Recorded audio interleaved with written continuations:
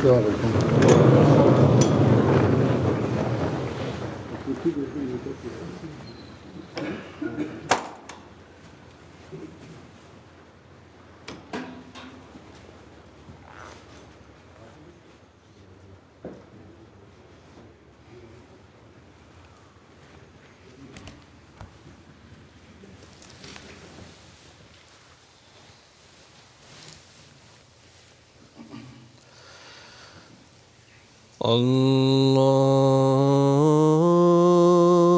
الله أكبر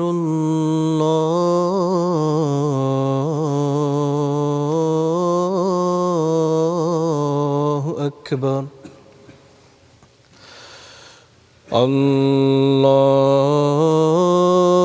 الله أكبر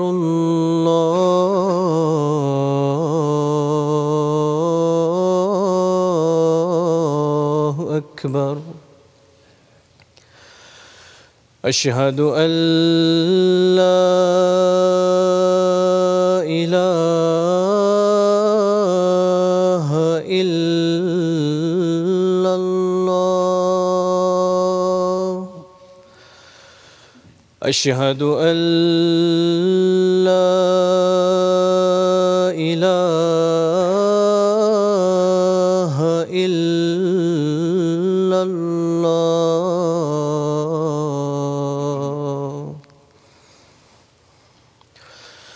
أشهد أن محمدًا رسول الله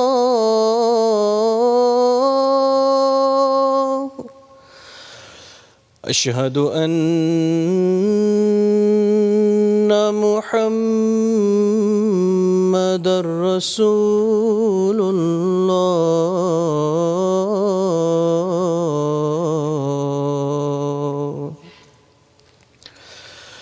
حي على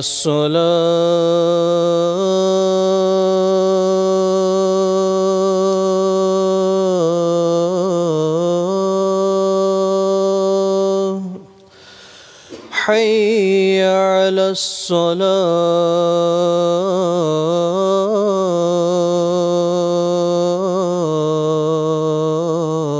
الصلاة حي على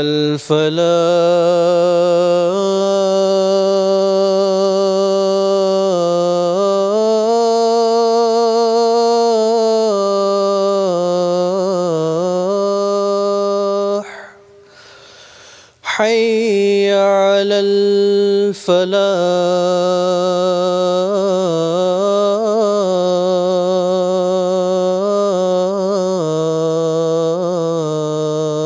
الفلاح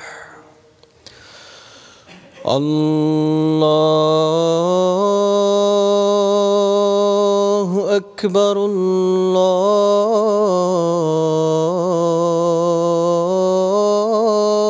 الله أكبر لا إله إلا الله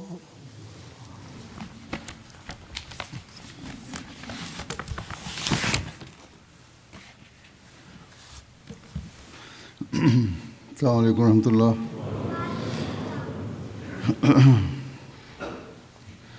أشهد أن لا إله إلا الله وحده لا شريك له وأشهد أن محمدًا عبده ورسوله أما بعد فأعوذ بالله من الشيطان الرجيم بسم الله الرحمن الرحيم الحمد لله رب العالمين الرحمن الرحيم مالك يوم الدين إياك نعبد وإياك نستعين اهدنا الصراط المستقيم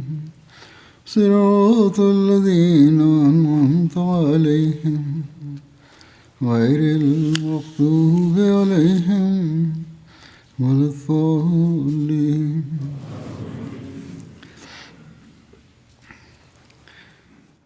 Terdapat peristiwa-peristiwa yang tak terhitung banyaknya tentang kecintaan ilahi yang dimiliki oleh Rasulullah SAW.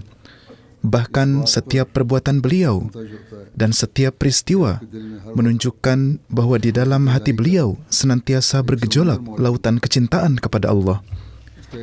Kita menyaksikan salah satu pemandangannya dalam Perang Uhud, di mana terdapat sikap yang sangat mengagumkan dan luar biasa dalam kecintaan beliau yang mendalam kepada Allah. Dalam sebuah riwayat disebutkan bahwa Hazrat Bara radhiyallahu ta'ala anhu meriwayatkan, pada hari Uhud kami menghadapi orang-orang musyrik. Nabi Karim SAW menunjuk satu pasukan pemanah dan mengangkat Hazrat Abdullah sebagai pemimpin mereka serta menekankan, kalian jangan bergeser dari tempat kalian. Jika kalian melihat bahwa kita telah menguasai mereka, jangan bergeser. Dan jika kalian melihat bahwa mereka telah menguasai kita, janganlah juga datang untuk membantu kami. Yakni dalam kedua keadaan, baik kemenangan maupun kekalahan, kalian tidak boleh meninggalkan tempat kalian. Di sini, di akhir peristiwa ini, apa yang tampak adalah betapa besarnya gelora cinta kepada Allah yang ada di dalam diri beliau. Perawi meriwayatkan, ketika kami berhadapan dengan musuh melarikan diri hingga aku melihat para wanita berlari menuju ke arah gunung, yakni para wanita musyrik. Mereka mengangkat kain dari betis mereka dan gelang kaki mereka terlihat. Kaum muslim mulai berteriak, harta ganimah, harta ganimah. Hazrat Abdullah melarang mereka, yakni beliau melarang kelompok yang berada di bawah pimpinannya dan berkata, Nabi SAW telah menekankan kepada saya agar kalian jangan bergeser. Akan tetapi mereka tidak mematuhi. Ketika mereka meninggalkan celah gunung dan menuju ke arah harta ganimah, Allah Ta'ala pun berpaling dari kaum muslimin. Yakni ketika kelompok orang muslim itu meninggalkan celah gunung untuk mengumpulkan harta ganimah, maka Allah Ta'ala pun berpaling dari kaum muslimin. Peperangan berbalik arah dan musuh menyerang kembali dan 70 orang muslim syahid. Perawi menyebutkan, selama itu Rasulullah SAW bersama para sahabatnya berlindung di kaki gunung. Saat itu Abu Sufyan naik ke tempat yang tinggi dan berseru, apakah di antara orang-orang itu ada Muhammad? Beliau SAW bersabda, jangan menjawabnya. Kemudian ia berkata, apakah di antara orang-orang itu ada Ibnu Abi Quhafah? Beliau SAW bersabda, jangan menjawab. Kemudian ia berkata, apakah di antara orang-orang itu ada Ibnu Khattab, Umar? Ketika tidak ada jawaban, Abu Sufyan berkata, semua orang ini telah terbunuh. Jika mereka masih hidup, mereka pasti akan menjawab.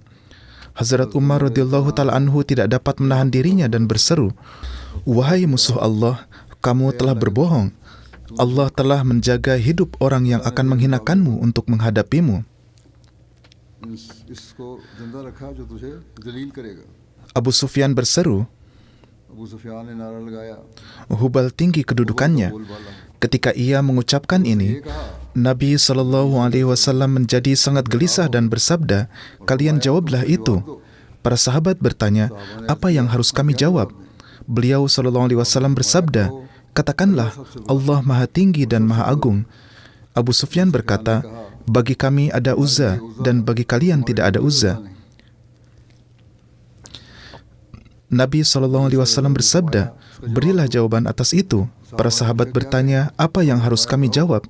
Beliau bersabda, katakanlah Allah adalah penolong kami dan kalian tidak memiliki penolong. Artinya, ketika muncul perkara tentang gairat dan kecintaan kepada Allah Ta'ala, maka beliau tidak mempedulikan keselamatan nyawa beliau sendiri. Beliau segera memerintahkan para sahabat untuk menjawabnya. Sebelumnya, beliau tidak ingin menjawab karena pertimbangan hikmah. Mengenai hal ini, Hazrat Muslim Maud juga telah menulis dengan merujuk pada sejarah. beliau menulis, para sahabat yang berada di sekeliling Rasulullah SAW dan yang telah terdorong mundur karena gelombang serangan kaum kafir. Ketika kaum kafir mundur, mereka kembali berkumpul di sekeliling Rasulullah SAW. Artinya para sahabat mengangkat tubuh beberkat beliau. Para sahabat berkumpul dan mereka mengangkat tubuh beberkat beliau karena beliau telah terjatuh dan pingsan. Seorang sahabat, Ubaid bin Jarrah, dengan giginya mencabut dengan keras paku yang tertancap di kepala beliau, sehingga dua giginya pun patah. Setelah beberapa saat, Rasulullah SAW sadar kembali. Beliau telah pingsan karena luka-luka, sebagaimana telah saya jelaskan. Maka setelah beliau sadar kembali, para sahabat mengirimkan orang-orang ke segala penjuru medan perang, bahwa Rasulullah SAW masih hidup. Maka datanglah semua. Musuh sebelumnya telah menyebarkan kabar bahwa na'udzubillah beliau telah syahid. Pasukan kaum muslimin yang telah tercerai-berai kemudian mulai berkumpul kembali. Rasulullah SAW membawa mereka pergi ke kaki gunung. Ketika sisa pasukan tiba di kaki gunung, Abu Sufyan berteriak dengan keras dan berkata, "Kami telah membunuh Muhammad SAW." Rasulullah SAW tidak menjawab ucapan Abu Sufyan agar jangan sampai musuh mengetahui keadaan sebenarnya lalu menyerang kembali. Musuh mengira bahwa kaum muslimin tidak terbunuh melainkan terluka, dan karena kaum muslimin dalam keadaan terluka, maka mereka tidak akan mampu menahan serangan kedua dan kaum muslimin yang terluka akan kembali menjadi sasaran serangan musuh. Ketika tidak ada jawaban dari pasukan Islam, Abu Sufyan yakin bahwa dugaannya benar. Ia berteriak dengan sangat keras dan berkata, "Kami telah membunuh Abu Bakar juga." Rasulullah SAW memerintahkan Abu Bakar juga untuk tidak menjawab. Kemudian Abu Sufyan berteriak, "Kami telah membunuh Umar juga." Maka Hazrat Umar yang sangat bersemangat ingin menjawabnya dengan mengatakan bahwa kami semua berkat karunia Allah masih hidup dan siap untuk menghadapi kalian. Akan tetapi Rasulullah SAW melarang dengan bersabda, "Jangan menempatkan kaum muslimin dalam kesulitan dan tetaplah diam." Pada saat itu, keadaan kaum muslimin sedang lemah. Jika musuh menyerang begitu saja, maka kerugian yang lebih besar bisa terjadi. Kini orang-orang kafir meyakini bahwa mereka telah membunuh pendiri Islam dan juga tangan kanan dan kiri beliau. Atas hal ini Abu Sufyan bersorak kegirangan, "Ulu Hubal, Ulu Hubal. Semoga keagungan berhala terhormat kami, Hubal, semakin tinggi karena hari ini ia telah mengakhiri Islam." Rasulullah SAW yang memberikan nasihat untuk berdiam diri atas ucapan mereka tentang kematian beliau, tentang kematian Abu Bakar dan kematian Umar, agar jangan sampai pasukan kafir kembali menyerang kaum muslimin yang terluka, sehingga kaum muslimin yang sedikit ini pun mati syahid di tangan mereka. Akan tetapi, kini ketika perkara kehormatan Allah Ta'ala muncul dan teriakan syirik dikumandangkan di medan perang, jiwa beliau menjadi sangat gelisah. Dengan penuh semangat, beliau melihat para sahabat dan bersabda, "Mengapa kalian tidak menjawab?" Para sahabat berkata, "Wahai Rasulullah SAW, apa yang harus kami katakan?" Beliau bersabda, "Katakanlah, Allahu a'la wa ajal, Allahu a'la wa ajal."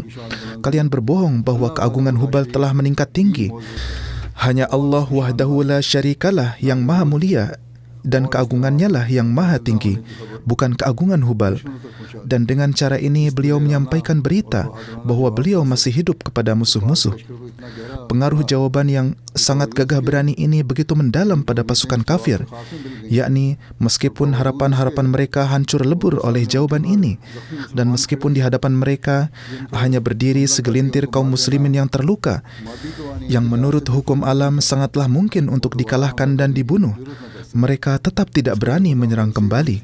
Mereka kembali ke Mekah dengan merayakan kemenangan yang telah mereka peroleh. Rasulullah SAW tidak membiarkan sedikit pun noda syirik dalam kecintaan kepada Allah Ta'ala. Dalam sebuah riwayat disebutkan bahwa diriwayatkan dari Hazrat Ibnu Abbas bahwa seseorang berkata kepada Nabi SAW, "Apa yang Allah kehendaki dan apa yang Anda kehendaki?" Maka Nabi yang mulia SAW bersabda, apakah kamu telah menyamakan aku dengan Allah? Maka dari itu katakanlah, apa yang Allah Ta'ala sendiri kehendaki. Aspek syirik yang rendah sekalipun tidak boleh ada. Sebagian orang mengatakan hal-hal seperti ini, bahwa Allah menghendaki dan Anda menghendaki. Ya, mereka dapat mengatakan bahwa apa yang Allah Ta'ala kehendaki, jika turun karunia Allah dan jika doanya juga disertakan, maka akan terdapat keberkahan. Sampai batas doa memang benar, akan tetapi perkataan Anda menghendaki adalah salah, karena Rasulullah SAW sangat tidak menyukai hal ini. Kemudian beliau selalu mengkhawatirkan jangan sampai orang-orang menjadikan kuburan sebagai tempat pemujaan. Tetapi sayangnya saat ini terjadi hal yang bertentangan dengan itu. Sebelumnya juga saya telah menyebutkan, kaum muslimin pergi ke kuburan wali dan orang-orang yang disucikan, lalu memuja dan bersujud, padahal beliau telah melarang menjadikan kuburan sebagai masjid. Hazrat Aisyah radhiyallahu ta'ala anha meriwayatkan bahwa Nabi SAW saat penyakit yang menyebabkan wafat beliau, yaitu pada saat-saat terakhir, bersabda, Allah melaknat Yahudi dan Nasrani. Mereka telah menjadikan kuburan para nabi mereka sebagai masjid-masjid. Hazrat Aisyah berkata, seandainya beliau tidak bersabda demikian, maka kuburan beliau akan dibiarkan terbuka. Tetapi saya khawatir, jangan-jangan kuburan itu dijadikan masjid. Oleh karena itu, kuburan beliau tidak dibiarkan terbuka agar tidak dijadikan tempat ibadah. Saat ini, pemerintah di sana telah membuat pengaturan yang teratur di sekitar kuburan tersebut dengan pagar-pagar dan tembok-tembok agar tidak terjadi syirik dalam bentuk apapun. Pekerjaan ini setidaknya telah mereka lakukan dengan baik karena beliau sangat membenci syirik tersebut. Dalam menyatakan keesaan Allah Ta'ala, terdapat sebuah riwayat, diriwayatkan dari Hazrat Ibnu Abi Ka'ab. Kaum musyrik berkata kepada Rasulullah SAW, beritahukanlah kepada kami silsilah Tuhan Anda. Allah Ta'ala menurunkan, Qul huwallahu ahad, Allahus somad. Allah adalah Maha Esa, Allah adalah Maha berdiri sendiri. Dia adalah yang Maha Tunggal, yang tidak beranak dan tidak pula diperanakkan. Karena tidak ada sesuatu pun yang dilahirkan kecuali ia akan mati, dan tidak ada sesuatu pun yang mati kecuali ada yang mewarisinya. Sedangkan Allah Azza wa Jal tidak akan mati dan tidak ada yang mewarisinya, dan tidak ada sekutu baginya. Perawi berkata, tidak ada yang menyerupainya, tidak ada yang setara dengannya, dan tidak ada yang sepertinya. Beliau SAW tidak melewatkan satu kesempatan pun tanpa menyebutkan tauhid Allah Ta'ala. Dan dari setiap kata beliau memancar kecintaan kepada Allah Ta'ala. Setiap kesempatan adalah bahwa kapanpun beliau berbicara, dari setiap kata tampak jelas bahwa kecintaan kepada Allah Ta'ala telah terpenuhi dengan seutuhnya di dalam hati beliau. Bahkan hati beliau dipenuhi dengan kecintaan, dan selain itu tidak ada apapun di dalamnya. Hazrat Zaid bin Khalid Juhani radhiyallahu ta'ala anhu telah meriwayatkan bahwa Rasulullah SAW mengimami kami dalam salat subuh di Hudaybiyah setelah hujan yang turun di malam hari.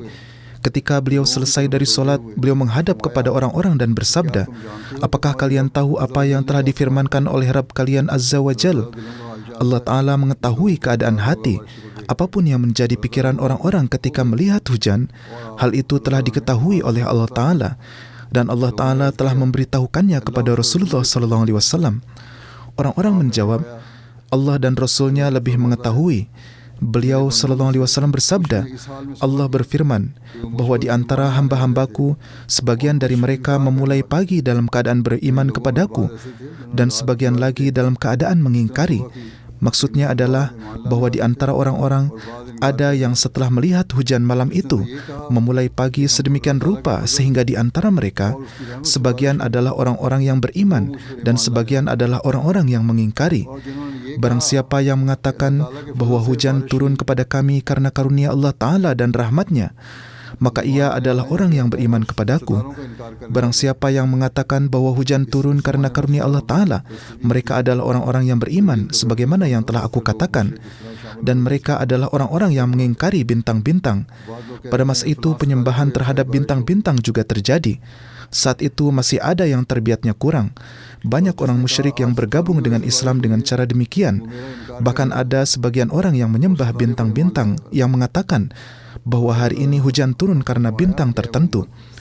Maka barang siapa yang mengatakan bahwa hari ini hujan turun karena bintang-bintang, mereka adalah orang-orang yang mengingkariku dan beriman kepada bintang-bintang.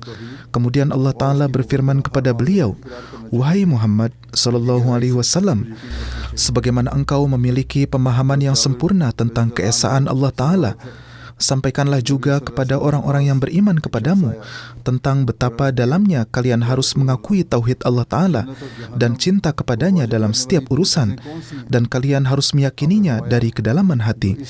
Diriwayatkan dari Hazrat Jabir radhiyallahu ta'ala anhu bahwa seorang laki-laki datang kepada Nabi sallallahu alaihi wasallam dan berkata, "Wahai Rasulullah, apakah dua perkara yang mewajibkan surga dan neraka?" Beliau bersabda, "Barang siapa yang meninggal dalam keadaan tidak mempersekutukan sesuatu pun dengan Allah, maka ia akan masuk surga. Dan barang siapa yang meninggal dalam keadaan mempersekutukan Allah, maka ia akan masuk neraka." Maka hari ini pun, bagi setiap orang yang bertanya, jawaban inilah yang cukup tentang apa itu syirik. Sebagaimana Hazrat Masih Maud alaihissalatu wassalam juga telah bersabda bahwa bersandar pada sarana-sarana duniawi, bersandar pada diri sendiri, bersandar pada kemampuan sendiri, bersandar pada kekayaan sendiri, bersandar pada keluarga dan suku sendiri, bersandar pada anak-anak sendiri. Singkatnya, segala sesuatu yang manusia bersandar kepadanya tanpa mendahulukan Allah Ta'ala dan bersandar kepada semua itu tanpa menyebut nama Allah Ta'ala, berarti ia melakukan syirik. Maka dengan ketelitian ini, kita harus terus melakukan evaluasi diri agar kita terjaga dari syirik, menjalankan ini dan terus menumbuhkan cinta Allah Ta'ala di dalam hati. Mahmud bin Labid meriwayatkan, Rasulullah SAW bersabda, "Hal yang paling aku takutkan atas kalian adalah syirik asgar, syirik kecil." Para sahabat bertanya, "Wahai Rasulullah, apakah syirik asgar itu?" Beliau SAW bersabda, "Riya atau pamer." Pada hari kiamat, Allah Ta'ala akan berfirman, "Pergilah kepada orang-orang yang kalian pamerkan kepada mereka di dunia, yang kalian riya kepada mereka, dan lihatlah apakah kalian mendapatkan balasan di sisi mereka. Kalian melakukan beberapa amalan untuk diperlihatkan kepada mereka, maka ambillah balasan dari mereka saja." Maka pamer dan riya, yaitu untuk diperlihatkan di hadapan manusia, kepura-puraan, hal yang dibuat-buat, semua ini sangat tidak disukai oleh Allah Ta'ala. Karena amalan-amalan itu kalian lakukan bukan untuk menyenangkan Allah Ta'ala, melainkan untuk pamer, untuk menyenangkan orang-orang itu. Dengan kedalaman ini, kita juga harus melakukan evaluasi bagi diri kita, bagaimana amalan-amalan kita, karena di alam yang akan datang tidak ada wasilah atau perantara yang akan berguna dengan cara ini. Allah Ta'ala sendiri telah berfirman, "Fattabi'uni yuhibbukumullah," yaitu beliau diperintahkan untuk mengumumkan, "Katakanlah kepada manusia, ikutilah aku, Allah Ta'ala akan mencintai kalian." Kemudian dalam sebuah hadis, Hazrat Abu Hurairah radhiyallahu ta'ala anhu meriwayatkan, Rasulullah SAW bersabda, Allah Ta'ala telah menjamin bagi orang yang keluar di jalannya bahwa aku akan mengembalikannya dengan membawa pahala atau harta ganimah yang telah ia peroleh, atau aku akan memasukkannya ke dalam surga, yaitu ia akan memperoleh kemenangan. Atau jika ia syahid, maka ia akan masuk surga dengan syarat berimanlah kepadaku, dan keyakinan terhadap Rasul-Rasulku sajalah yang menyebabkannya keluar untuk berjihad. Ini adalah syarat bahwa iman harus kuat, keluar untuk berjihad seraya memenuhi kewajiban mengikuti Rasulullah dan baiat kepada Rasulullah. Dan seandainya aku tidak khawatir akan menyulitkan umatku, niscaya aku akan berangkat bersama setiap pasukan. Keinginanku adalah agar aku terbunuh di jalan Allah, kemudian dihidupkan kembali, kemudian terbunuh, kemudian dihidupkan kembali, dan kemudian terbunuh lagi. Di sini Hazrat Rasulullah SAW menyatakan keinginan beliau. Dalam menafsirkan hadis ini, Hazrat Sayyid Waliullah Shah Sahib menulis, riwayat Bukhari menyebutkan Rasulullah SAW bersabda, "Laula an asyukka ala ummati," artinya jika bukan karena kekhawatiran bahwa umatku akan mengalami kesulitan, niscaya aku akan melakukan hal itu. Yang dimaksud dengan pernyataan ini adalah bahwa Hazrat Rasulullah SAW telah benar-benar mengetahui melalui pengalaman bahwa para sahabat memiliki hasrat yang sangat kuat untuk mengikuti Hazrat Rasulullah SAW. Sebagian besar adalah mereka yang memiliki hasrat untuk mengikuti beliau. Mereka ingin mengikuti beliau dan mereka benar-benar mengikutinya. Dan dalam uswah hasanah, teladan mulia beliau, terdapat daya tarik dan pengaruh yang begitu kuat, sehingga Hazrat Rasulullah SAW sendiri ketika melaksanakan amal-amal selalu memikirkan umatnya. Jangan sampai pelaksanaan amal beliau mengambil bentuk sedemikian rupa bagi mereka yang akan menyebabkan mereka mengalami kesulitan yang berlebihan, yaitu jika beliau mewajibkan setiap hal, maka umat akan mengalami kesulitan. Oleh karena itu beliau bersabda, kadang-kadang aku tidak pergi supaya kalian tidak mengalami kesulitan.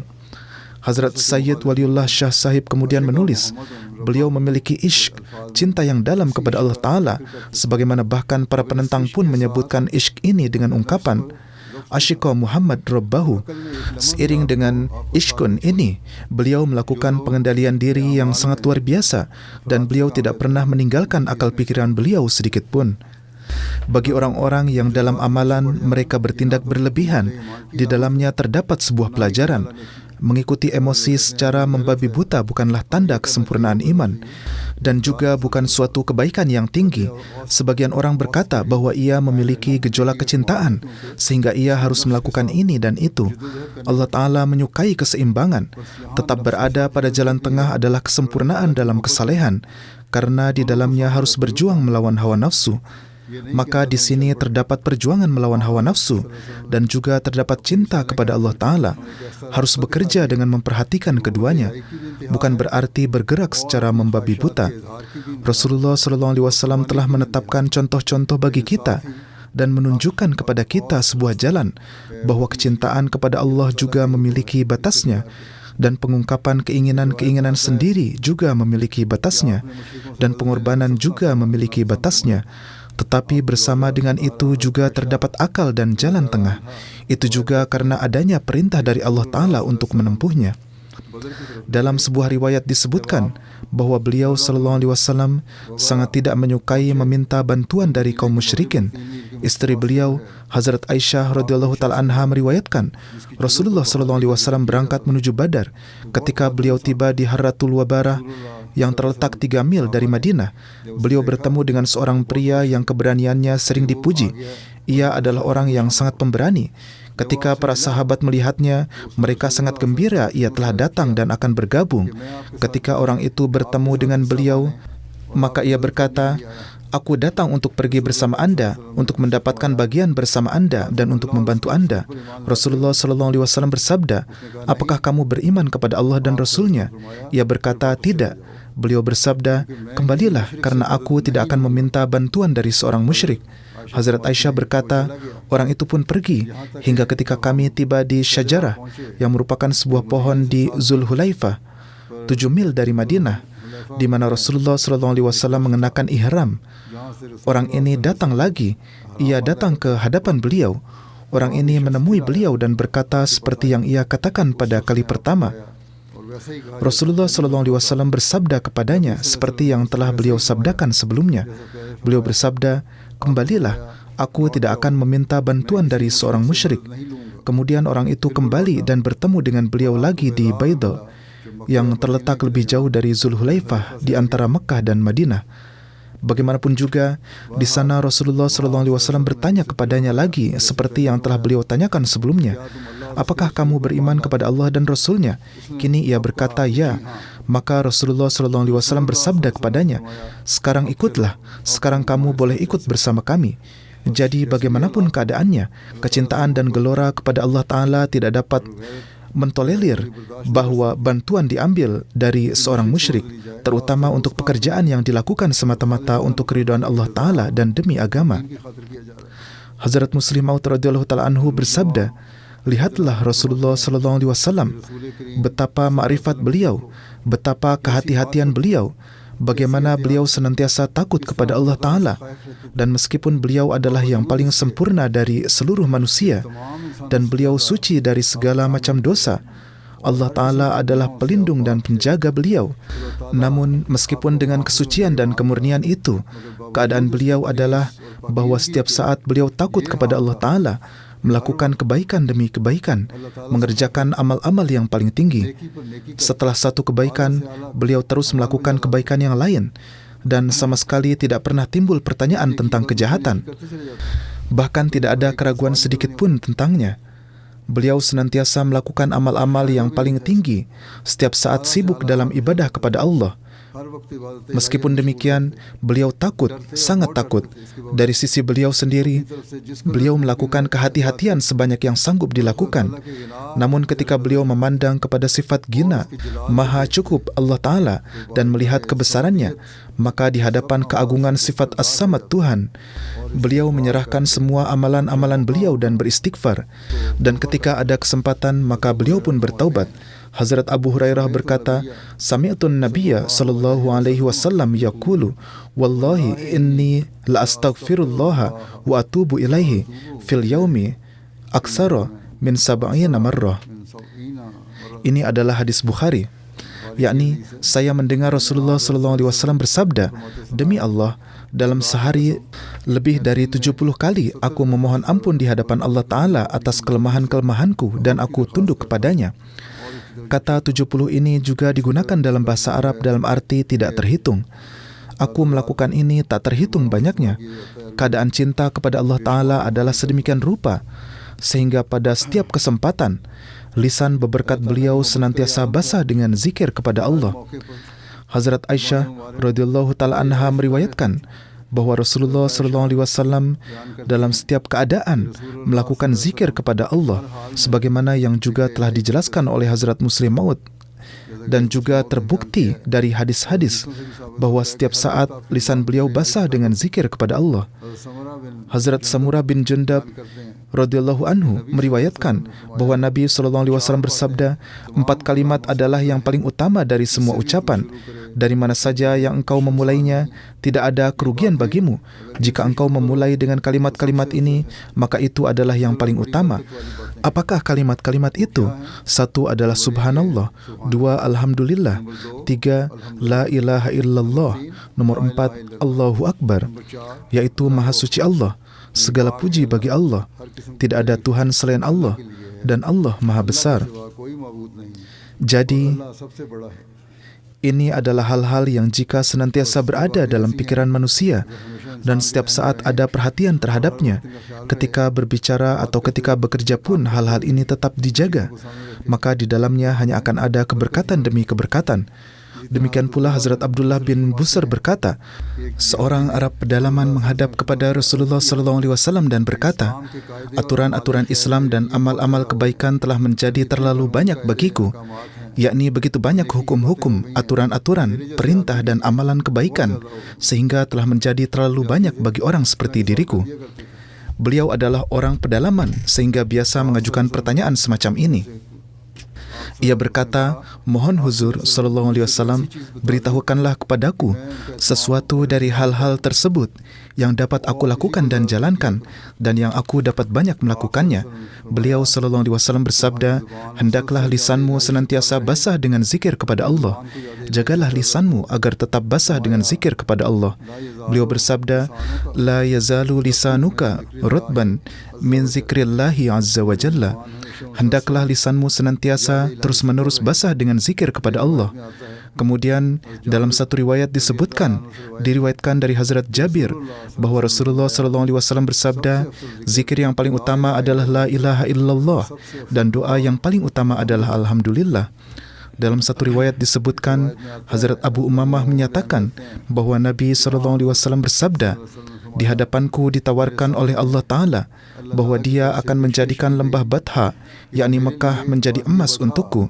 Aku berkata, wahai Tuhanku, akan tetapi mohon jadikanlah agar di satu hari aku makan hingga kenyang, lalu hari kemudiannya aku lapar.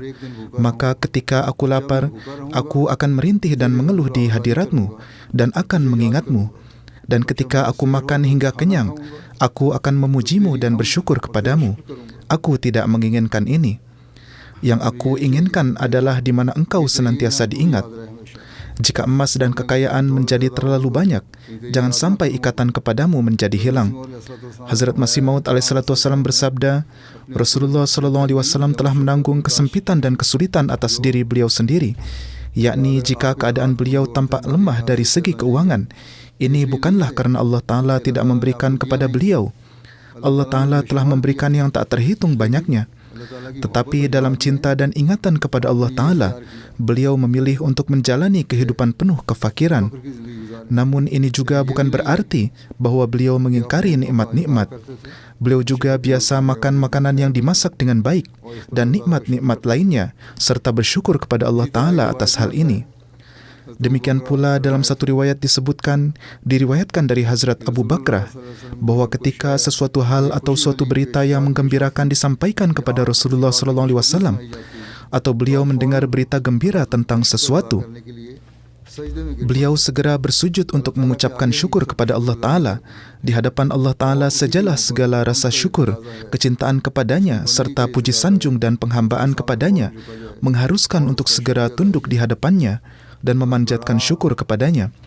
Hazrat Bara bin Azib telah meriwayatkan bahwa Rasulullah SAW bersabda, "Ketika kalian datang ke tempat tidur kalian, maka berwudulah.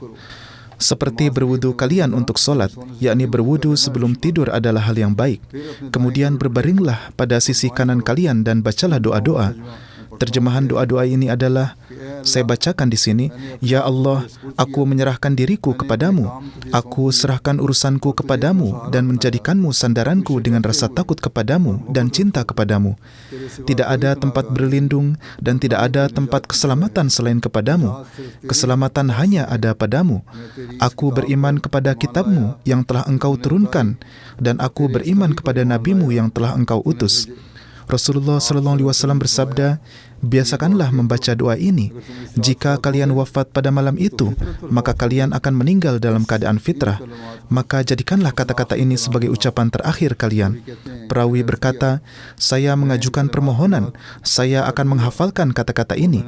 Lalu saya mengulanginya dan menambahkan, wa bi rasulikal lazi arsalta, yakni saya akan menyebutkan ini juga, dan kepada Rasulmu yang engkau utus, saya akan memasukkan kata-kata ini juga." Atas hal ini Rasulullah SAW bersabda, "Tidak, katakanlah ini, wa bi nabiyyikal lazi arsalta, dan kepada nabimu yang telah engkau utus. Aku beriman kepadanya." Hazrat Muslim Maud radhiyallahu ta'ala anhu bersabda, Rasulullah SAW tidak pernah lalai dari kematian pada waktu apapun, dan khasyatullah, takut kepada Allah, begitu menguasai diri beliau sehingga setiap hari beliau tidur dengan keyakinan bahwa barangkali hari ini kematian akan datang dan hari ini harus menghadap ke hadirat Allah Ta'ala. Oleh karena itu, beliau hidup seperti seorang musafir yang mempunyai perasaan bahwa kereta sekarang akan berangkat atau sekarang ini akan berangkat. Beliau tidak pernah menyibukkan diri dalam pekerjaan duniawi yang sulit untuk ditinggalkan. Jika harus naik kereta, maka jangan sampai terlambat di sini. Jangan sampai kereta sudah berangkat. Oleh karena itu, beliau siap menunggu kereta. Jadi Rasulullah SAW pun setiap saat siap untuk pergi menghadap kekasihnya, dan setiap nafas yang berlalu dipandang sebagai hasil dari karunia-Nya, dan beliau senantiasa mengingat kematian. Hazrat Huzaifah meriwayatkan kebiasaan Rasulullah SAW adalah bahwa ketika beliau berbaring di tempat tidur, beliau meletakkan tangan beliau di bawah pipi beliau dan bersabda, "Wahai Tuhanku, kematianku dan kehidupanku hanya untuk namamu." Dan ketika bangun dari tidur, beliau bersabda, "Segala puji bagi Tuhanku yang telah menghidupkan kami setelah mematikan kami, dan kepadanya kami akan kembali. Kepadanya kami akan kembali." Dari peristiwa ini diketahui bahwa setiap malam ketika beliau pergi ke tempat tidur, beliau pergi dengan menyelesaikan segala perhitungan dari pihak beliau sendiri dan memohon kepada Allah Ta'ala bahwa jika aku wafat, maka saat itu pun hidupku adalah sudah untuk namamu. Dan ketika bangun, beliau memuji atas karunia Allah Ta'ala bahwa diriku ini telah berpisah dari dunia. Ini adalah karuniamu semata bahwa engkau telah menghidupkanku kembali dan memberikan keberkatan dalam umurku. Sebagaimana dari doa pertama diketahui bahwa Rasulullah SAW setiap saat mengingat kematian, demikian pula doa ini juga menjadi saksi atas hal tersebut. Ada juga doa lainnya. Beliau SAW memandang bahwa setiap saat dari kehidupan beliau adalah saat terakhir, dan ketika beliau hendak tidur, maka beliau menyelesaikan urusan beliau dengan Rabb beliau, seolah-olah beliau siap untuk setiap keadaan yang berubah. Maka Hazrat Bara bin Azib meriwayatkan, Rasulullah SAW ketika pergi dan berbaring di tempat tidurnya, maka beliau berbaring pada sisi kanan beliau kemudian berdoa, "Wahai Rabbku, aku serahkan jiwaku kepadamu, aku tujukan seluruh perhatianku kepadamu, aku serahkan urusanku ke dalam tanganmu, dan aku berlindung kepadamu. Aku berharap manfaat darimu, aku takut kepada keagungan dan kecukupanmu. Tidak ada tempat berlindung dari kemurkaanmu, dan tidak ada tempat keselamatan kecuali memohon keselamatan dan perlindungan darimu saja. Aku beriman kepada kitab yang telah engkau turunkan, dan kepada Rasul yang telah engkau utus."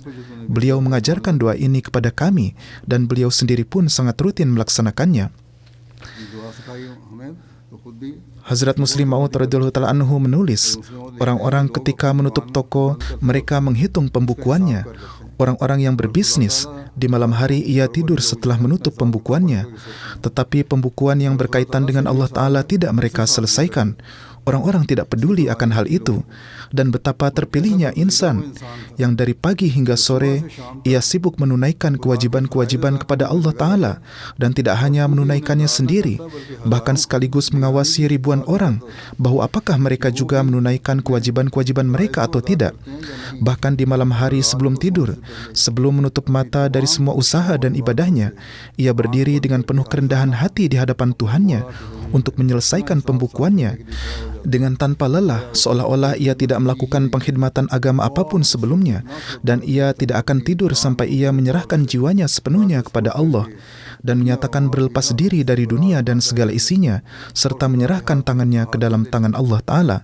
Dalam riwayat disebutkan, Hazrat Anas bin Malik radhiyallahu ta'ala anhu meriwayatkan, Rasulullah SAW bersabda, "Duduk bersama orang-orang yang berzikir kepada Allah sejak solat subuh hingga matahari terbit lebih aku cintai daripada memerdekakan 4 budak dari keturunan Hazrat Ismail. Dan duduk bersama orang-orang yang berzikir kepada Allah sejak solat asar hingga matahari terbenam lebih aku cintai daripada memerdekakan 4 budak." Karena cinta kepada Allah Ta'ala, maka orang-orang yang mencintai Allah Ta'ala dan berzikir kepadanya diberi keutamaan atas keturunan, sanak kerabat, dan orang-orang terdekat Hazrat Ismail. Yakni, lepas dari mengkhidmati mereka, ini semua masih dapat diterima. Tetapi perpisahan dengan Tuhan, ini tidak dapat diterima. Bagaimana mungkin di suatu tempat yang sedang berlangsung zikir Allah Ta'ala, sedang dibicarakan cinta Allah Ta'ala, dan aku menjauh dari majelis itu? Ya Allah, alangkah agungnya kedudukan cinta kepada Allah yang Engkau bangkitkan dalam diri manusia, dan Engkau sendiri juga telah mencapai puncaknya dalam hal ini.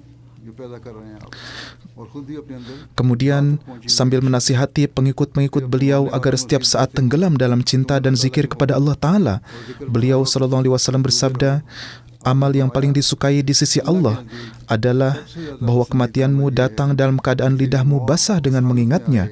Dalam riwayat disebutkan, Hazrat Abu Darda radhiyallahu ta'ala anhu meriwayatkan bahwa Nabi SAW bersabda, "Maukah aku memberitahukan kepadamu suatu amal yang paling baik, paling suci di sisi Tuhanmu, paling tinggi dalam meninggikan derajatmu, dan lebih baik bagimu daripada menafkahkan emas dan perak, dan juga lebih baik daripada berhadapan dengan musuh, di mana kalian memenggal leher mereka dan mereka memenggal leher kalian, yakni terjadi pertempuran dahsyat dengan musuh, saling menyerang, terjadi peperangan, yang boleh saja kalian namakan jihad.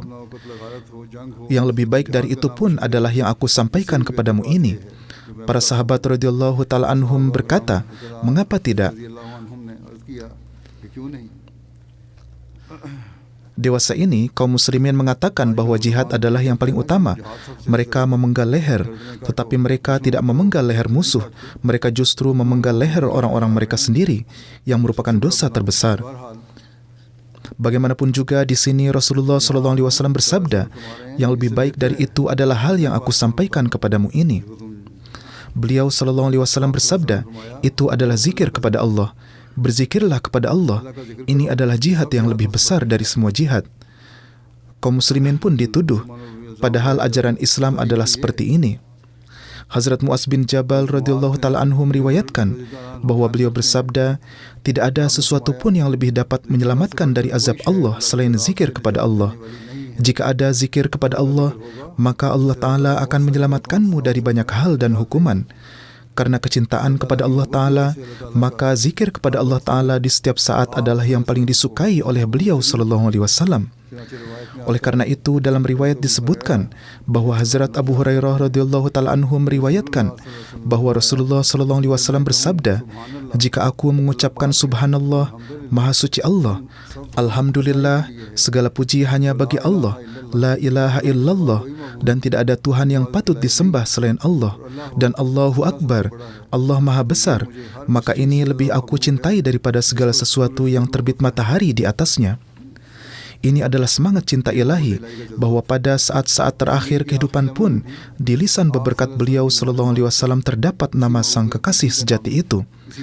Maka dari itu Hazrat Aisyah meriwayatkan, Nabi Sallallahu Alaihi Wasallam bersabda dalam keadaan sehat, bahwa tidak ada seorang Nabi pun yang wafat, kecuali ia telah melihat tempat tinggalnya di surga. Tidak ada seorang Nabi pun yang wafat, kecuali dia telah melihat tempat tinggalnya di surga, kemudian ia diberi pilihan. Kemudian ketika waktu wafat Rasulullah SAW sudah dekat, Hazrat Aisyah berkata, ketika Rasulullah SAW bersabda, ini dalam keadaan sehat, bahwa surga ditunjukkan kepadanya, dan ketika waktu wafat beliau SAW tiba, dan kepala beberkat beliau berada di pangkuanku, Hazrat Aisyah berkata, beliau tidak sadarkan diri. Kemudian beliau sadar kembali, dan beliau mengangkat pandangan ke arah atap rumah, kemudian bersabda, Allahumma rafiqil a'la, ya Allah, Rafiq A'la. Saya berkata, sepertinya dari ucapan ini, sekarang Anda tidak akan memilih kami lagi, sekarang Anda akan pergi kepada Allah. Saya memahami bahwa ini adalah hal yang sama yang beliau biasa sampaikan kepada kami sebelumnya dalam keadaan sehat, bahwa pilihan ini sedang diberikan, maka sekarang saya akan pergi kepada Allah. Hazrat Aisyah meriwayatkan, ucapan terakhir beliau adalah, Allahumma rafiqil a'la.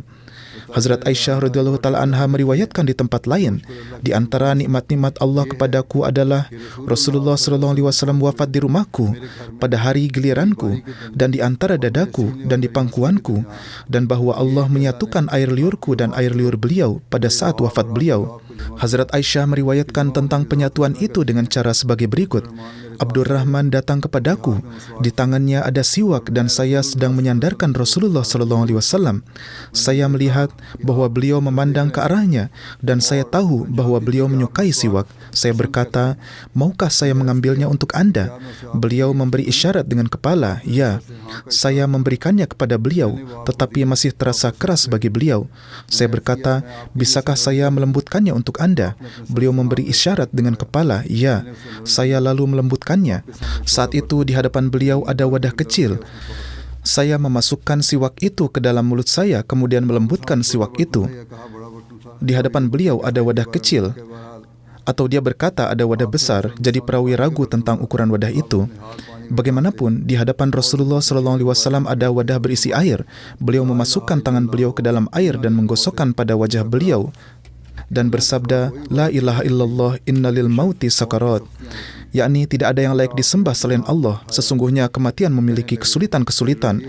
Kemudian beliau mengangkat tangan beliau dan mengatakan fir rafiqil a'la, hingga akhirnya beliau wafat dan tangan beliau terkulai. Hazrat Masih Maud alaihissalatu wassalam bersabda, Allah Ta'ala pada saat-saat terakhir memberikan pilihan kepada Rasulullah SAW, yaitu memberi pilihan bahwa jika Anda menghendaki, Anda dapat tinggal di dunia, dan jika menghendaki maka datanglah kepadaku. Beliau mengucapkan, wahai Tuhanku, sekarang aku menghendaki ini saja, bahwa aku datang kepadamu. Dan kalimat terakhir yang beliau ucapkan adalah birrafiqil a'la, yaitu sekarang aku tidak ingin tinggal di tempat ini, aku ingin pergi kepada Tuhanku. Allah Ta'ala telah memberikan pilihan kepada beliau bahwa jika ada keinginan untuk hidup, maka demikianlah yang akan terjadi. Tetapi beliau bersabda, sekarang aku tidak ingin tinggal di dunia ini. Maka beliau pun menghadap ke hadirat Allah Ta'ala. Allahumma salli ala Muhammadin wa ala ali Muhammadin. Allahumma salli ala Muhammadin wa ala ali Muhammadin wa barik wa salim innaka hamidum majid.